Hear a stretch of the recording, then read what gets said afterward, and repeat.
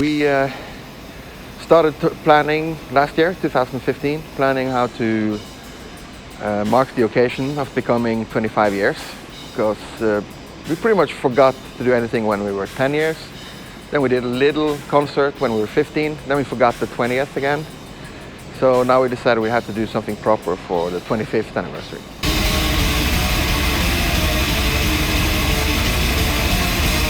We had to think historically about it. We wanted to do something with different albums to celebrate the different periods in the band's history. But also we had to do something historically sensible, or something that gave meaning in terms of where to do it. And I guess the memories of where we've played over the years made London a natural choice.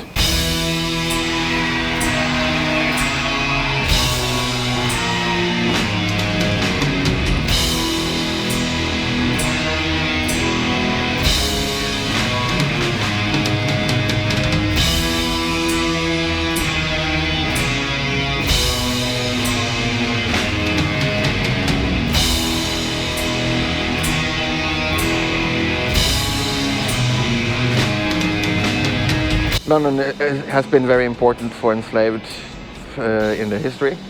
Maybe not the city in itself, you know, but the history of the town in terms of the scene. Because since the very early days of Enslaved, London has always been the place that we went with the band, even when the band was in rough times, when we had lineup changes and everything. We kept doing the London shows, even though we didn't tour too much. And this is also where the lineup that we have now was formed in 2003. And this is where we asked them to become full members of the band. So yeah, lots of history here.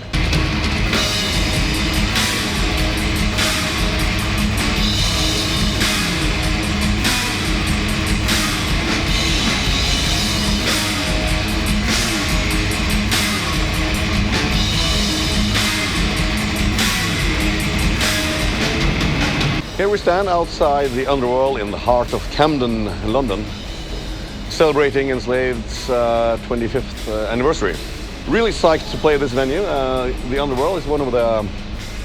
I would play there many times. It wasn't the first venue we played in London, but I think the first time we played there was probably 2004, 2005, and we've been playing here like 4 or 5 times. So it's one of those places that has a certain vibe to it, kind of a legendary place for performing metal. A perfect venue for a perfect size venue. It's sold out today. It's excellent. Perfect venue for such an event. It's kind of an old school venue, and you know, really packed, really sweaty. It reminds you of the old days in the 90s when we started. And it kind of looks like it's kind of looks like 93 downstairs too. I don't think they have changed a lot of a lot of the gear is still there. The backstage looks the same, small, you know, pretty. It's a certain metal punk vibe to it. Lots of stickers, lots of taggings. It's yeah, it's really not the most flashy venue you can format, but it brings back memories from the last 25 years, definitely. So it's a perfect place for a celebration gig.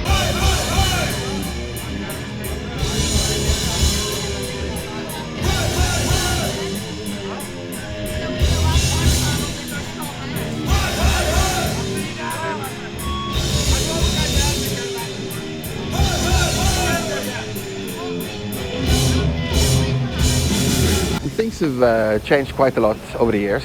We've, now that we're here, everything is pretty much well planned. We have different venues that we're playing concerts at. We have a schedule that we follow and everything. And that's quite different from the early days. You know, when you arranged a concert or a tour, it was pretty much talking with somebody on the phone, getting tickets to go with the airplane, and then hoping they would show up.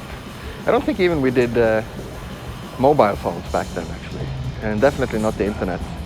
So our first tour was in February '95. That was Europe. That was pretty well organized. We had an agent, but then we went to the US in the summer, and that was pretty crazy. We just agreed with some guy we didn't know in New York to do a tour. They came and met us at the airport. We did a few weeks of tour around the US. And then some guy from Mexico was at the last show in Texas, and he said, you know, you want to do a tour in Mexico? So then we just had to call our moms and say that we're not coming back for a couple of weeks, we're going to Mexico. And that was pretty insane. We played some pretty sketchy venues there, including a brothel. We had to share the backstage with working girls there, so it was pretty weird. A bunch of girls in like their underwear, and then 3 guys in Viking costumes, getting ready for the concert.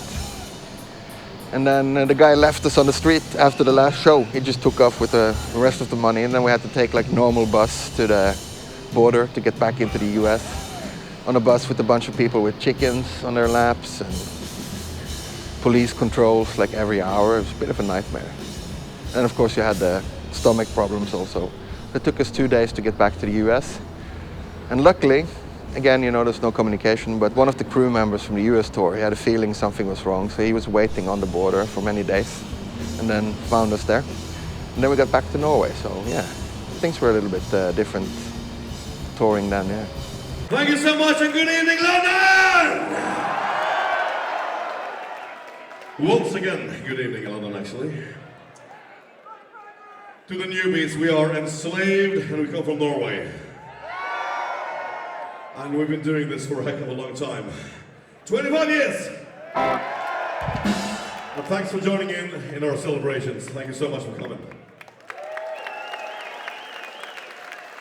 Yesterday we performed songs from Vikingene Veldig, Hordalnesland, Frost, Eld and Blodhemn. And today we're going to focus on the next period, like the mid period of Enslaved. It's going to be from Mardrøm, from Monumention, Below the Lights, Isa and Rune.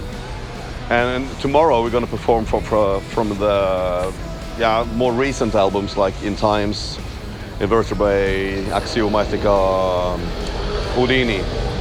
And so we're pretty much going to cover all the career. And it's of course a bit of a challenge to remember that many songs. So we've been rehearsing quite intensively and for a couple of weeks now. I think altogether with a Skugshop piece, it's about 45 songs to remember.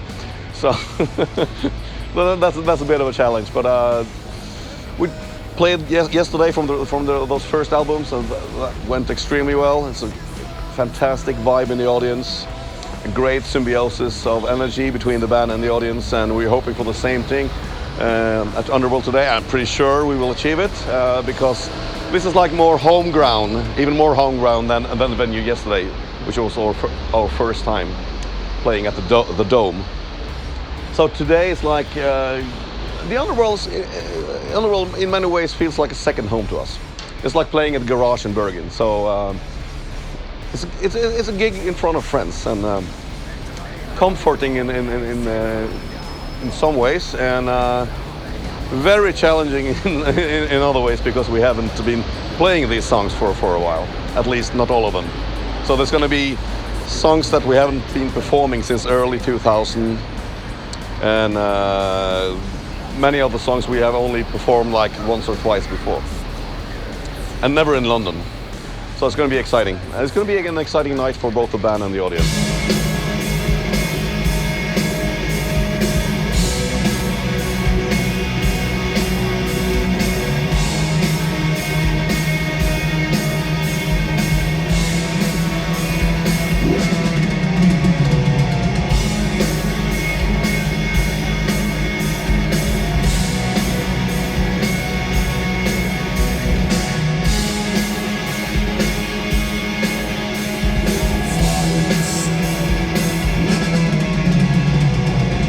In many ways, this London by Norse is, I guess, the beginning of the party for the 25th anniversary. We did 2 kickoffs in Norway, in Oslo and Bergen before this, but this is like the real beginning. And after this, we're going to do a bunch of festivals where we've let the festivals, you know, they know their audience, and we let them decide what era of Enslaved that they want to focus on. So that's going to be special. Some places they want the old stuff. Some places, you know, it's fun because someone just wants the new stuff. Even though, you know, we tell them, hey, we can play Frost and Eld for the entire evening if you guys want that. And they're like, no, we want the new stuff. So that's cool to be a band where people see various times and enjoy them. And this is probably the only time we're going to do that, because throughout the years people are going to have asked that, like, play only the old stuff. We're like, no, we're going to play what we want. But this year we let the people decide that.